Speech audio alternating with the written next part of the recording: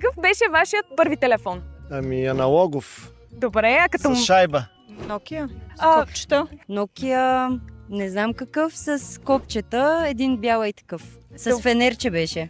Моторола. Е така голяма. Моя беше по-модерен с джем и се затваряше. LG май беше. Или TCL. Моя беше Samsung S3. Моя първи телефон беше Sony Ericsson Добре. с капаче. На колко години го получихте за първи път? Имате ли някакъв спомен? Да, бях в пети клас. Добре, а вие? 98 година. Няма проблем, ние търсим. 98 година е първият телефон, който съм имал. От тогава колко телефона сте сменили? Много. Сменила съм около 4-5. Най-вероятно 4. 4-5.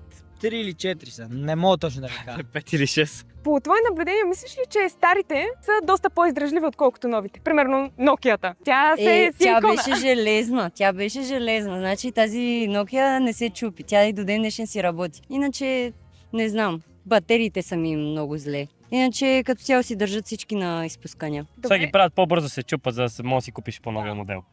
Пазите ли си още тия първите телефончета? Да. Не, щупих го. Просто го метнах през прозореца. Той е, о. Какво си направил? Ти си много див. Подарявам ви ето това ваучерче на Protect Plus от Кейсо. Може да отидете. Това е 12-месечен пакет за защита на вашия дисплей. Отивате с него в обекта ни в West Mall, който е. И имаме супер много аксесуари, зарядни, батерии, така че... Дъщеря ми много ще се зарадва. Мерси! И аз много благодаря. Чао, чао!